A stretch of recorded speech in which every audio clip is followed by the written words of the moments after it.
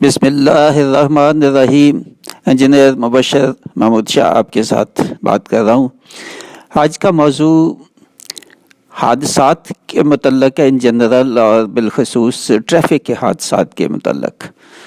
بے حد اہم ہے، آپ کی جان بہت قیمتی ہے آپ کے لیے، آپ کی فیملی کے لیے، اور اس سے بڑھ کر اللہ کا حکم ہے کہ آپ کی زندگی یا کسی کی بھی زندگی اللہ تعالیٰ کی امانت ہے، اس کی حفاظت کرنا ریلیجس ڈیوٹی ہے۔ اگر آپ نہیں کرتے تو بہت بڑا گناہ ہے۔